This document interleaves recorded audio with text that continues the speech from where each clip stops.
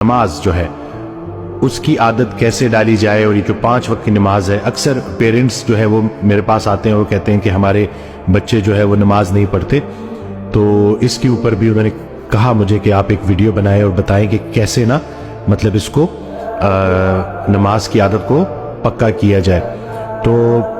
رسول اللہ صلی اللہ علیہ وسلم کی ایک حدیث ہے جس کا مفہوم ہے کہ اگر لوگوں کو نماز کے فائدے کا اور امپورٹنس کا پتہ چل جائے تو دنیا میں کوئی شخص بھی نہ ماننے والا نہ رہے، یہ اتنی ضروری ہے۔ اور نماز دراصل اللہ کی یاد ہے۔ ہم جب یہ روزمرہ کے کاموں میں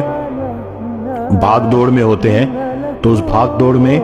کہیں ہم اللہ کو بھول نہ جائے، زندگی دینے والے کو بھول نہ جائے، اس کو یاد رکھنے کے لیے صبح اٹھے، فجر پڑھی، فجر پڑھنے کے بعد اپنے کام شروع کیے، مصروفیات میں بیزی رہے، پھر ظہر کا ٹائم آ گیا، پھر نماز پڑھی، پھر اللہ کو یاد کیا، پھر ظہر سے عصر تک اللہ کو یاد رکھا، پھر جیسی عصر آئی عصر پڑھی، پھر سے اللہ کی یاد تازہ ہوئی، پھر عصر سے مغرب کے بیچ میں اللہ کو یاد رکھا، اور پھر عصر سے مغرب کے بیچ میں جو اللہ کو یاد رکھا، کام بھی کیے اور اللہ کی یاد بھی قائم رہی۔ پھر جب مغرب آئی تو مغرب میں پھر وہ یاد تازہ کر لی، پھر عشاء پڑھی اور عشاء کے بعد باوضو سو گئے۔ تو اس طرح سے پورا دن اللہ کی یاد قائم رہی، تو پورا کا پورا دن عبادت میں، رات کو باوضو سو گئے تو نیند عبادت میں۔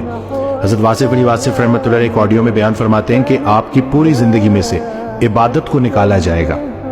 اور اس کو تولا جائے گا۔ تو اگر آپ کی پوری زندگی ہی عبادت نکل آئی تو پھر تو نیت ہے جی،